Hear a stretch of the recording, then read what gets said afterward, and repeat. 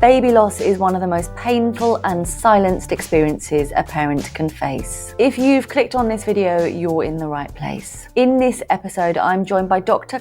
Davey to talk about what baby loss really feels like. The grief, the silence, and the moments that shape life forever. Together, we'll explore how parents can be supported and how compassion matters more than anything. I'm Dr. Marianne, a qualified clinical psychologist, and I want this space to bring understanding and hope. And later in this conversation, we are going to be revealing what bereaved parents tell us they needed most, but often didn't get. So stick around right to the end, and if you find it useful, please like, subscribe, comment, and share. Hi, welcome along to the Aspiring Psychologist Podcast. I am joined today by my guest, Dr. Davey, who is a clinical psychologist. Hi, Cara. Hi, Marianne. Thanks for inviting me on. Lovely to see you. Nice to see you again. So you have been a guest of the show before. We spoke about ADHD assessment, didn't we? That's right, we did. And today, I just want to give a little bit of a trigger warning. Obviously, we're going to be talking about baby and child loss. So if you are watching or listening to this and maybe it's not the right time, or if you've got younger or sensitive ears around you, please just be mindful of that, considering whether you need to listen now, whether you'll come back to it, or whether you'll pop some AirPods or earphones in so that just you hears the content at this time. Okay, this is a tricky area, Cara, and it's an area you were already working in the area of trauma before you experienced your own very sad stillbirth of your daughter.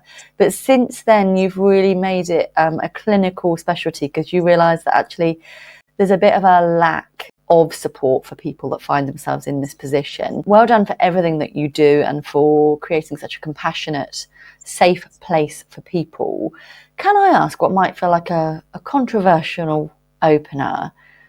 Why does baby loss awareness matter? It matters because after someone loses a baby, it's one of the most difficult experiences they might ever have. And we, as society, as friends, as families, as colleagues, as someone near them, can't undo that. We can't take away that, but what we can do is support them, and we can help them to feel understood and validated and be with them and feel less isolated at such a difficult time in their life. And I think because it is such a sensitive topic and one that feels a bit taboo and one that we perhaps don't want other people to hear about, or we're very careful how we say, it means that sometimes people can experience not only the loss and all the implications of the loss, but they can feel a lot of isolation after their loss. They can feel like actually people, I hear frequently people say, people cross the road to not talk to me because they feel a bit awkward because they're wrong, worried about saying the wrong things, or,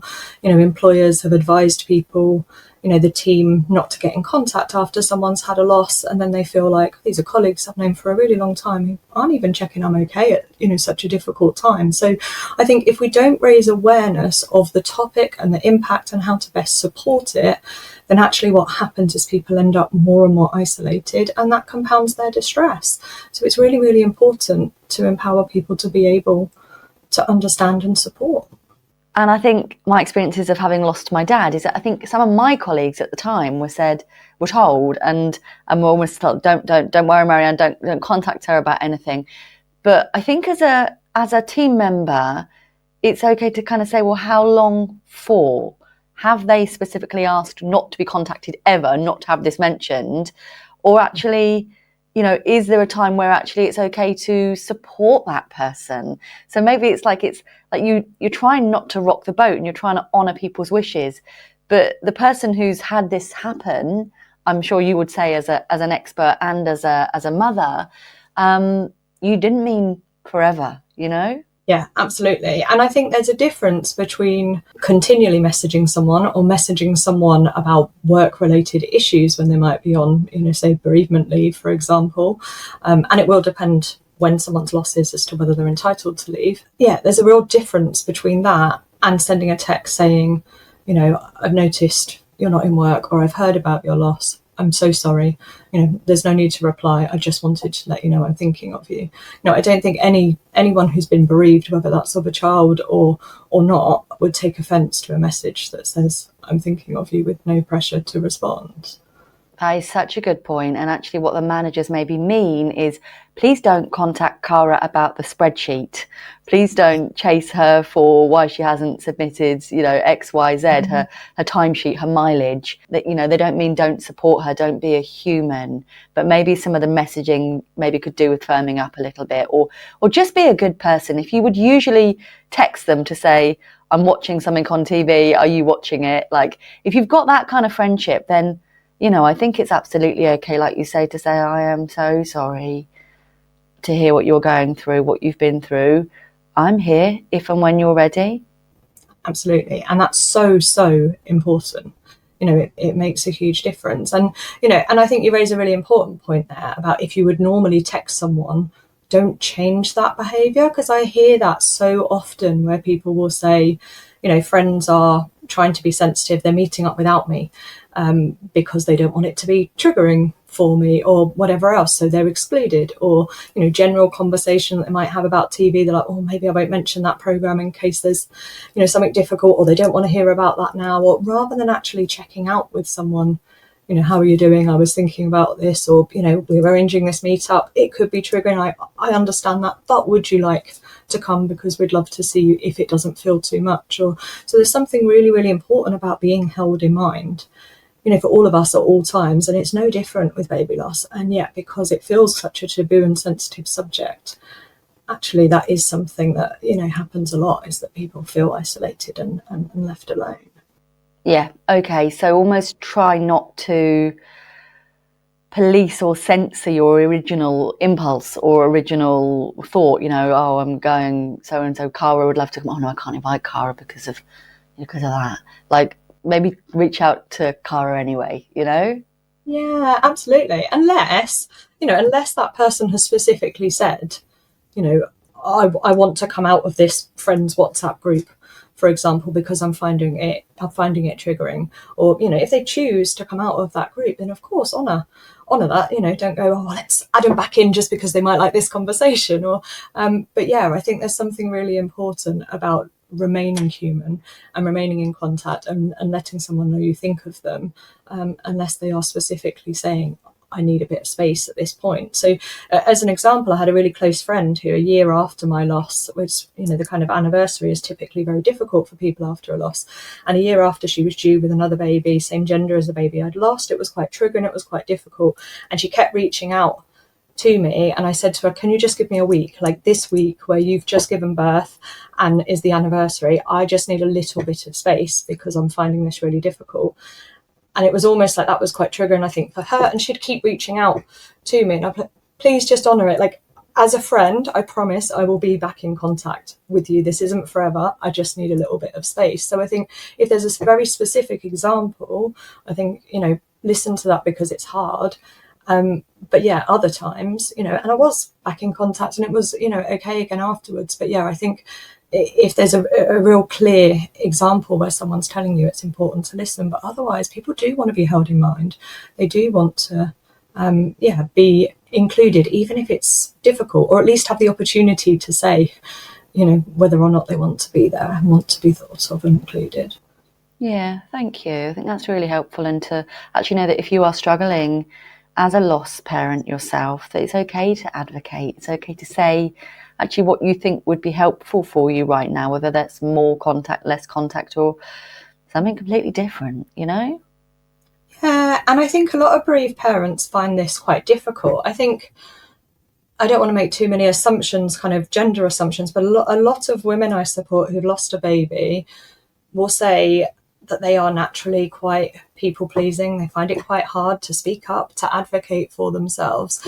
And I think what can be really difficult after a loss is not only are you trying to manage the loss, but because people don't understand, often people don't understand how to respond or are worried about doing the wrong thing, it means that bereaved parents often get better support and care if they feel able to advocate for themselves, if they're able to say, actually, this is really helpful for me, or actually, I find that quite triggering. Or the more someone is able to kind of articulate how they feel and what they need, often the better they are supported by others. But actually, that relies on a good ability to know your emotions, to be able to communicate them, and to have people around who listen to those emotions. And actually that's hard. And so, yeah, many women are like, actually, this isn't a time where I feel strong enough to advocate for myself. And yet without advocating, often the things that are triggering are continuing to be triggering, with other people not having an opportunity to be able to change that behavior because they don't know. Or, if people are not including their baby's name in a Christmas card, for example, I often say, if you're on social media, and many people will come off because it's triggering, maybe just share a post that says, I'd love to have baby's name included in the card, because it lets people know what it is. But it then relies on that person, and they're often like, why am I doing this when I'm grieving and I've experienced a loss, which is understandable. And yeah, it's a hard time to be advocating. Yeah. Yeah, and I learned from you in that regard, actually. So, you are my friend and we grieve together, and grief is kind of nice to have a companion in, I think. I don't know how I'd have got through that time without you. So thank you as a friend, and also as a, someone that's empathic and trained to kind of support me, but also be my friend, basically. And, you told me actually about names in cards, and so yeah, people I know that have grieved, I still try to, if and when I do send birthday cards or Christmas cards, I still try to mention their name. And actually people have come back to me and say, you're the only person that does that, and I actually really like that. So it's like just passing on those gems of wisdom. So anyone listening or watching, maybe you could be someone that people look forward to receiving correspondence from, because it makes them feel validated and seen, and like their suffering isn't being just completely glossed over and overlooked. Yeah, that's really important. And firstly, just to say, absolutely, the importance of having someone there, and the fact that we grieved together. It was obviously sad for both of us that we were experiencing loss, but you were so supportive and meant so much to me at that time. And I think that's part of my passion for supporting people, is I was lucky enough to have you and a few others who really got it and really saw me and really supported me.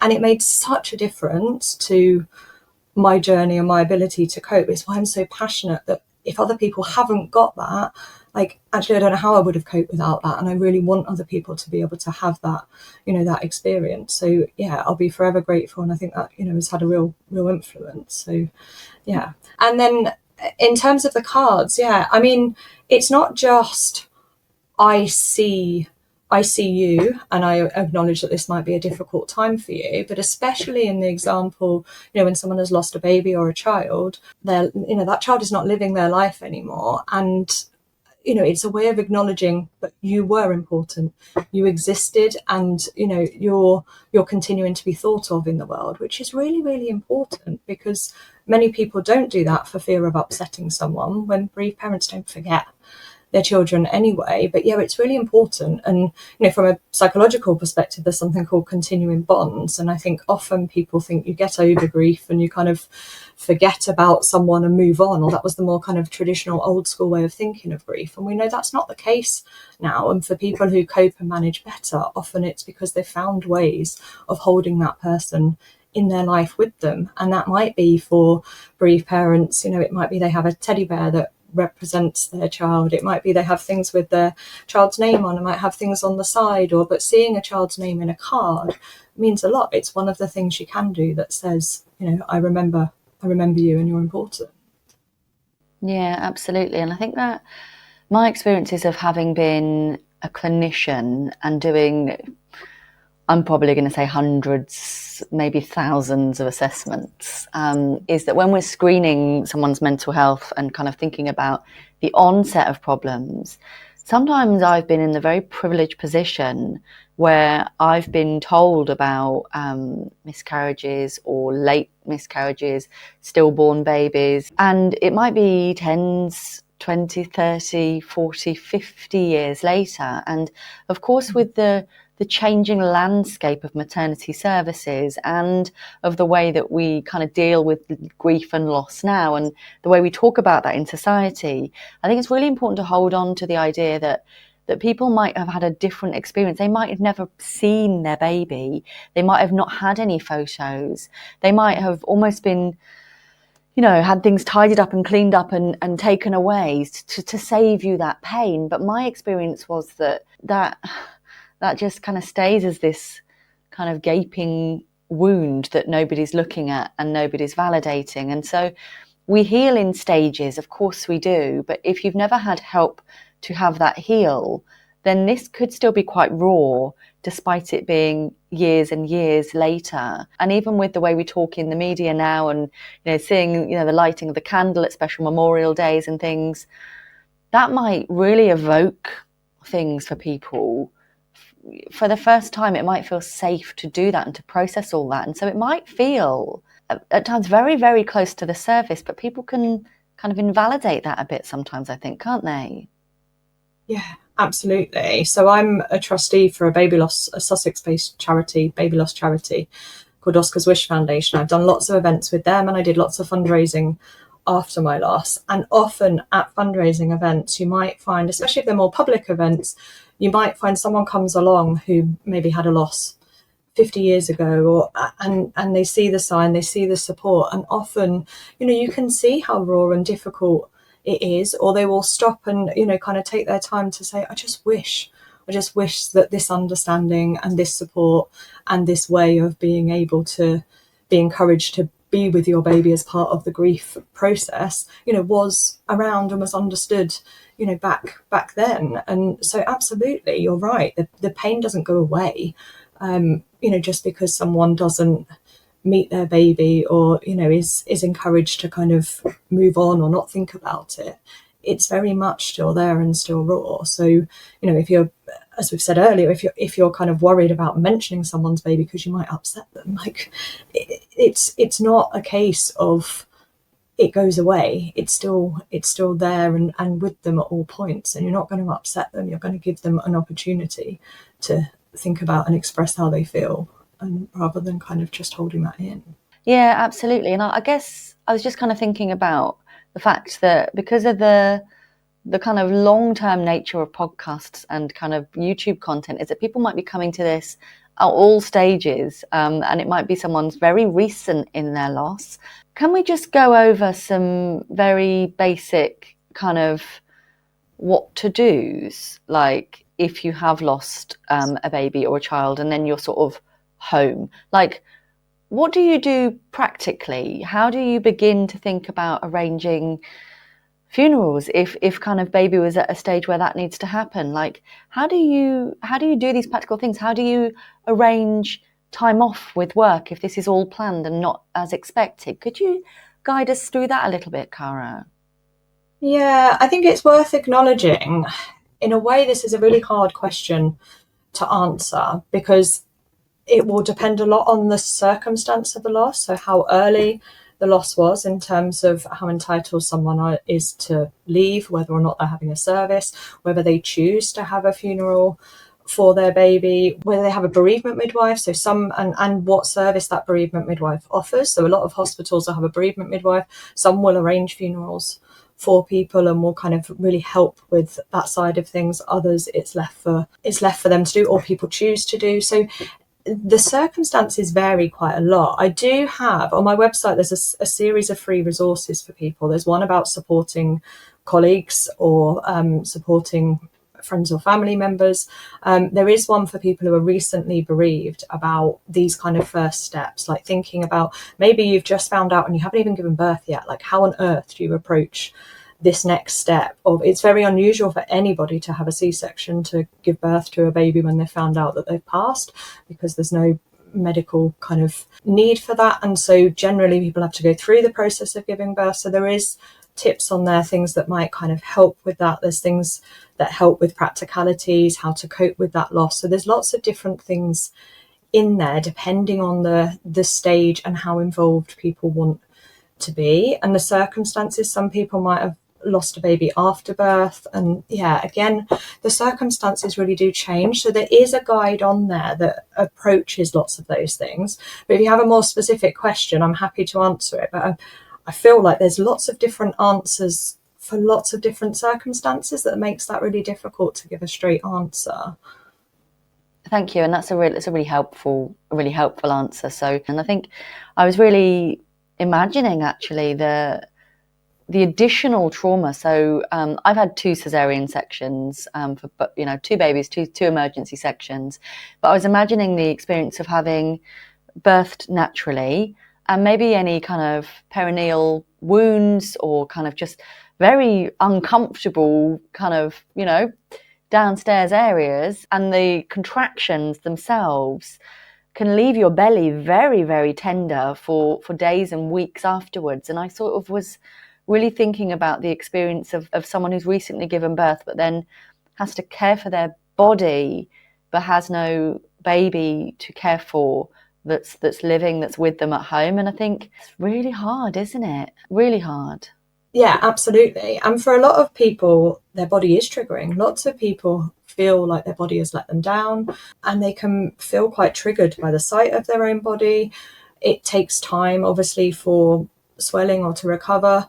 Postnatally, people can be mistaken as they're walking around as still pregnant when they're kind of trying to recover, because people assume without a baby that they must still be pregnant. So yeah, there's a lot around. And again, in that free guide, there is information about trying to cope and care for your body, because there can be bereaved parents can find it hard to care for their body and can kind of almost be inclined to want to neglect it because they feel that it's let them down, or because they feel angry. Or I did do a blog with someone called Mewtwo, which is a Mewtwo system, is like a trying to recover postnatally.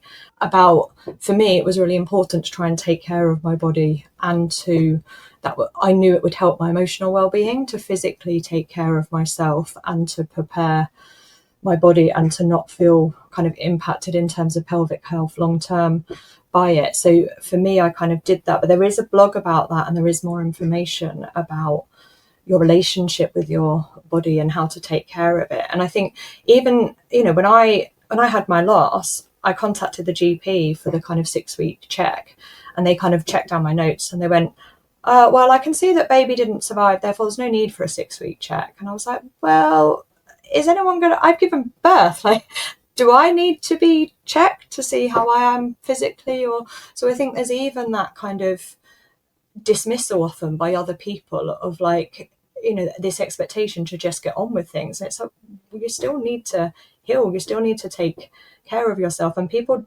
don't expect you just to kind of rest, often in the same way that you would if you were a new parent with a baby here live. So I think it's really important to think about that, the relationship to the body and the assumptions that maybe other people might make, or, you know, kind of things people wouldn't think about that are really important as a bereaved parent. And that's one of the reasons I created the free guide, and I've put it in hospitals for people to look at in hospital. And it includes also things like memory making, like how to make memories with your baby, how to create some of those things that a lot of people will say. They leave hospital and they're like, I wish I'd done, you know, a cast with my baby, or I wish I'd done fingerprints for a necklace. Or so some of those things around how can you make those memories, or if people want photos. So I think sometimes we don't think about these things. So it's really important that people are kind of given information around what might be helpful to know in these early stages that will help longer term recovery, even if they feel hard in the short term.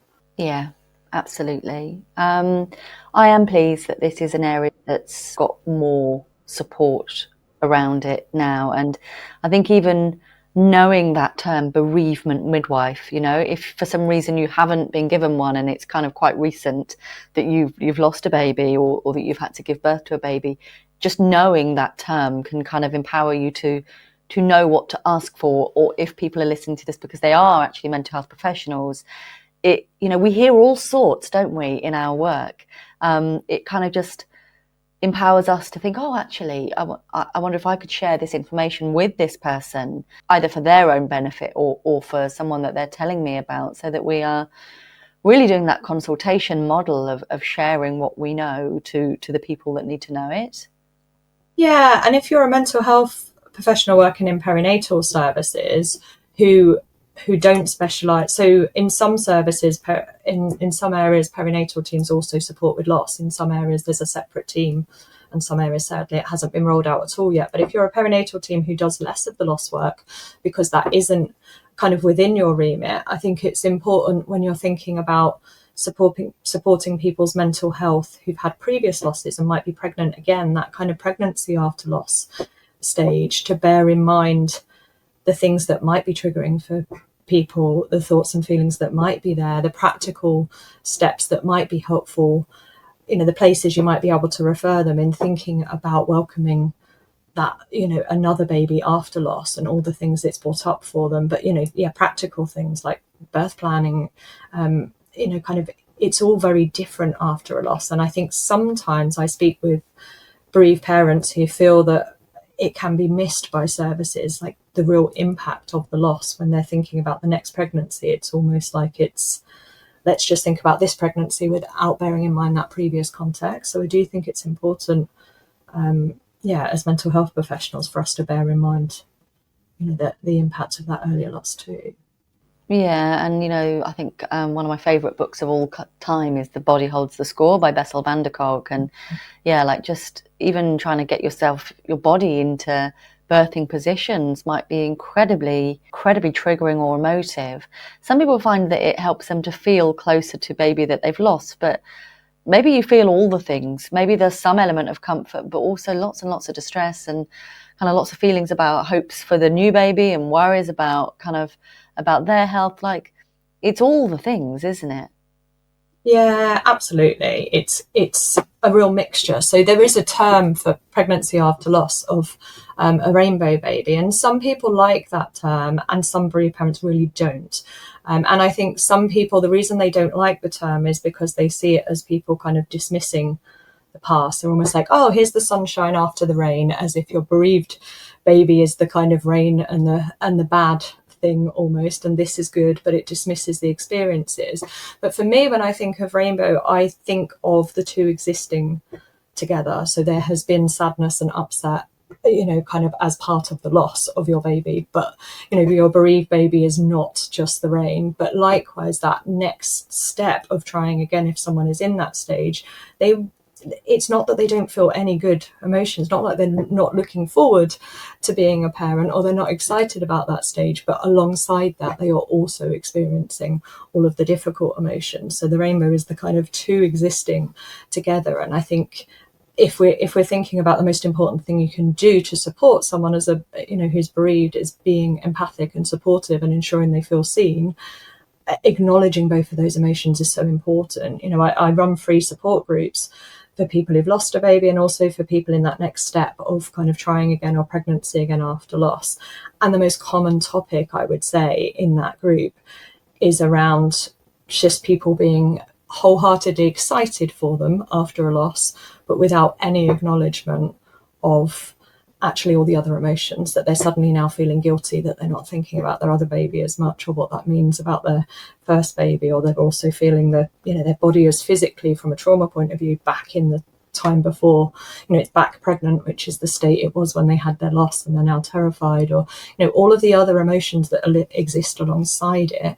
That not being seen is so difficult, and so many people in the kind of pregnancy after loss groups will say, I just need people to acknowledge that, congratulations, and I imagine this is a really tough time. Are you okay? Or, just that simple both and, rather than kind of assuming one replaces the other, makes such a difference. Yeah, so I guess because this is a psychology podcast, we're thinking about these things not being mutually exclusive. And by that, I mean, we haven't just got two train tracks that never meet.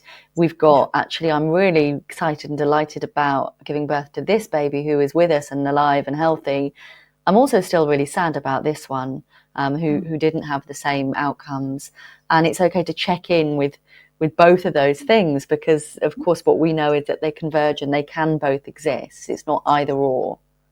Yeah, absolutely. And for a lot of people, there's a real sadness as well of the impact that their loss has had on them as a person, from a trauma perspective, in, kind of, just how they feel, but also feel that it's robbed them of, actually, this pregnancy is no longer, exciting in the same way. Like, suddenly now I'm triggered by things. Actually, the support I would have had at pregnancy yoga or whatever actually now feels quite difficult. Also, for a lot of people, there's sadness not just around my baby's not here and will never get to live this life. I may be welcoming another baby, but there's also sadness around the interaction. I won't get to see the sibling interaction, but there's also a kind of, this experience is completely different to my last pregnancy in terms of I'm now feeling so many difficult emotions alongside the sad, alongside kind of joy and excitement or gratitude. So yeah, absolutely. Yeah, it's loss of that innocence, I think, for me, is that I just didn't know how awful this could be. And I was way more fun before 2017, Cara. I think we can both agree. Like, Yeah. I don't know, I was just different, It means life just becomes more serious, and everything feels a bit heavier and a bit more like there's just a lot of extra. Just to say, you're still very fun, by the way. But yes, there is it does shift and change people, and absolutely people talk a lot about having to reconstruct who they are, and that loss of innocence is absolutely huge. I remember I feel I coped fairly well in my pregnancy after loss, despite it being difficult, but I will never quite forget the shock of walking into a pregnancy yoga class that I'd done in my previous birth, and my baby I'd lost, and with the previous baby I was lucky to have here kind of safe. But I walked in, and the innocence of people in the check-in at the beginning of like, oh, I can't wait to be pushing my baby in a pram, and like all of the kind of naivety of never even a thought that anything could go wrong, would go wrong, or just a pure excitement and joy, and a state that I just couldn't quite connect with anymore, but remembering that I had, and it just really triggered me. And I think it was one of the most triggering points of my pregnancy, and I left the room and was like, well, I was not expecting that. Like, it hit me like a ton of bricks, and it was that innocence that I was just like, oh, I do remember having that innocence. It was like a clear kind of view of how I had been versus how I was now, and how what a brick wall there was between them, and how I could never almost go back to that. Yeah, I think there's a really powerful song by Cat Stevens that was covered by Boyzone as well, actually. And it's father and son, and it's the lyrics are something like, "You're still young. It's not your fault." And whilst this isn't about age, we're not talking about the age of an expectant mother. It's almost like you just don't know what it is that you don't know, and that's not your fault. But I just will need to just hold in mind the fact that I know that it's not all sunshine and rainbows, and not everyone has this experience. But yeah, it's not invalidating yourself for having those ragey thoughts and feelings. Like, stuff that they don't know, and you've been through experiences that maybe they haven't been through. Yeah, and some people do feel rage about it, and there is a normality in that, so there's absolutely no judgment.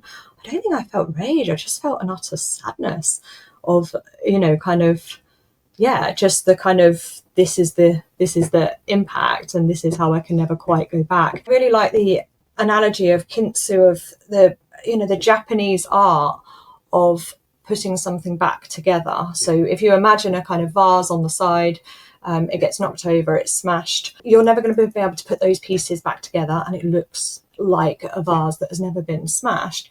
And yet you can put the pieces together and spend time putting gold between it, putting glitter on it, making it look good, but in a different way. And and I think that's the process lots of bereaved parents will talk about after their loss, is they have to put themselves and their kind of personality and their experiences back together. And there's often a period of kind of resistance of, I want to be the person I was, like, I'm upset that I might now be triggered by these things, or I might feel angry or upset, or and lots of people trying to be who they were. And I think often we have to get to a point, or it's really helpful if we can get to a point of, actually, maybe I'm not the same as I was, but there's ways in which I'm probably actually more empathic, more supportive, and kind of there's positive things that have come from being able to cope with this loss rather than the loss itself.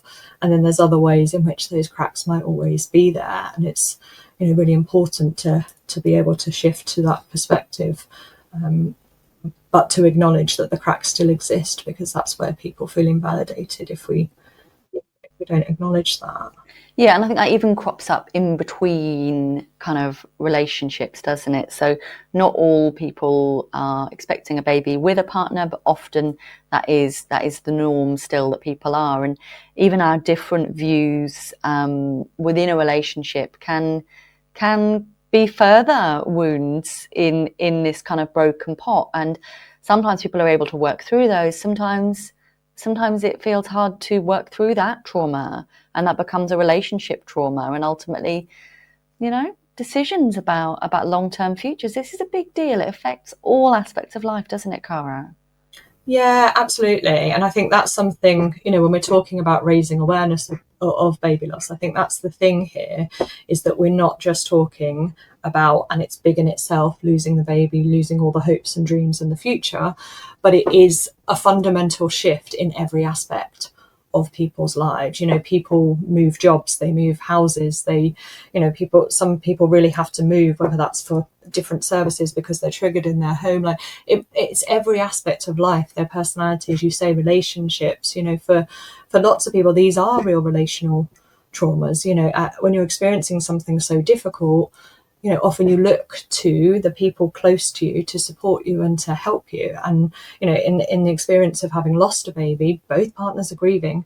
And can they be there and support each other in that grief? Or do they actually need very different things? We often see one partner might really want to talk about it all the time and need to kind of try and kind of really process how they're feeling all of the time, and that might feel really difficult for the other partner, and they need to avoid and not talk about it and not think about it.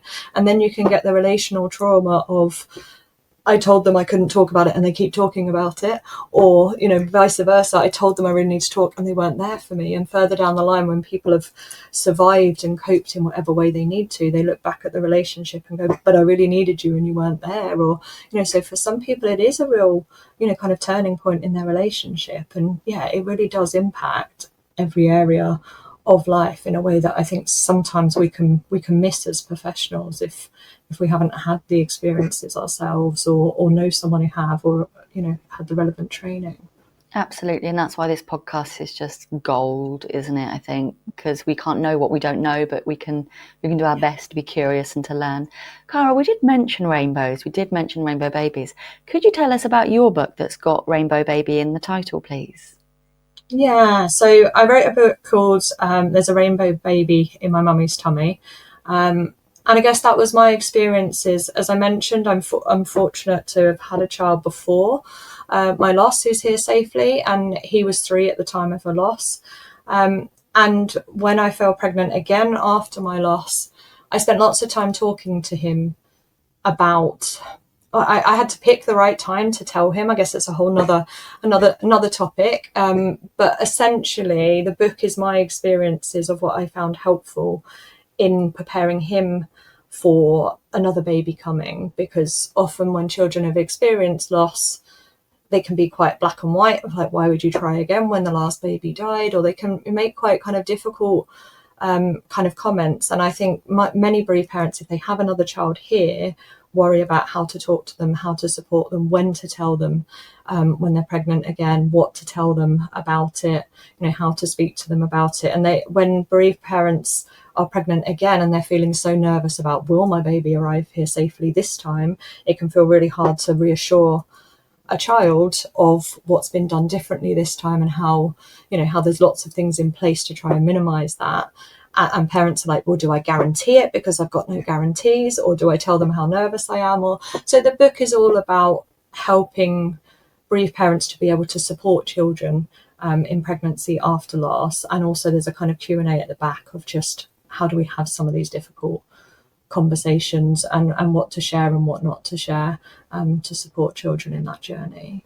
But it's actually a book to read to your child, isn't it? But there's useful stuff at the back for the parent themselves as well. Yeah, so it's a children's, yeah, you're right. It's a children's book. It's illustrated for children. It talks them through the journey. What we know for children is that often they will find it easier if it is somebody else's experiences that are similar than, about themselves. So, if you were doing EMDR therapy with a child, you would talk about, you'd write a story for them of the event that happened about another little boy or girl that it happened to. Or so this is a chance for them to read about somebody else in a similar situation that might kind of validate how they might feel, but it also might help them to understand, and then it helps the parents to have, to answer any questions that might come up as a result of that. Yeah, absolutely. Just before we finish, could you tell us about your free baby loss support groups, which you've done them for so many years, and I just want to say well done and thank you, because I know they're an incredibly valuable resource. But tell us about them, Cara. Thank you. Yeah, so the support group started in COVID 5 years ago now, and that's because the baby loss charity that I'm a trustee for, they offer counselling support, and they were all furloughed during the pandemic. So I started running support groups for them just to support bereaved parents or people who are pregnant again, because it was such a difficult time and it was so hard to kind of get support. And then one-to-one clients that I had at the time were like, oh, can I join? It would be really helpful to kind of connect. So now they're open to anybody, regardless of where you are. They are monthly groups. They run on Zoom so that you can attend wherever, and they are an hour each month, the first Sunday of each month, and it's a space to be with other people who understand, who get it, and yeah, it's a safe space for people who don't have that safe space, or for people who would benefit from more support. So yeah, they run every month. There are a number of different free resources available on my website if you go onto there, but if you scroll down on the page, you can see, and you can join. You just type in your email address and you will get monthly reminders just with the Zoom links, so that you can kind of attend the groups, and obviously you can unsubscribe at any point should you not want to. But yeah, it's just a way of connecting people, and it's really nice. Some of the clients I've spoken to years down the line say, I'm still in contact with so and so who I met on the group, or it's really nice that people become a support outside of the group as well. So amazing. And whilst you often specialise in person stuff in Sussex, these groups are open to anybody, aren't they? Yeah, absolutely. They are open to anyone. And there's, within the practice, we also offer, so I support people personally. I have many other psychologists in the practice who also just support people who specialise in this, type of support. And again, we do remote support as well. It's for anyone who wants to be supported by someone who really gets it and understands the area. And I don't want geography to be a limiting factor on that. Amazing. Well done, you. And if people want to follow you on Instagram or somewhere like that, what's the best handle for them to look for? So the handle is always in my heart. Perfect. Thank you so much for your time, Cara, and I will see you soon. Take care. Thank you. Thank you so much to my guest and to my friend, Dr. Cara Davey. It's always an absolute pleasure to speak with her, and I hope you found this content to be helpful. You might well be watching because you yourself are experiencing a loss or have experienced a loss, or you might be a friend, family member, or even working with someone in a mental health capacity or physical health capacity who is experiencing this or has experienced this. I would love to know whether you have found this content helpful. Please do drop a comment, a like. That can be done on Spotify or on YouTube. And if you'd like to learn more about Cara, her story, and what happened to her and her little girl, you can do in my book, The Grief Collective, Stories of Life, Loss and Learning to Heal. She is from page 190, and there's lots of real life reflections of people who have grieved for a variety of reasons. I hope that you are being supported, you're being validated, and you're supporting and validating yourself too. Such important things to do. Please do look after yourself. If you find this content helpful, you might want to come back, because on YouTube at 10 a.m. we release brand new videos every Saturday at 10 a.m. And wherever you get your podcast, the Aspiring Psych Podcast drops at 6 a.m. on Monday. Please do stay kind to yourself, and I'll see you very soon. Take care.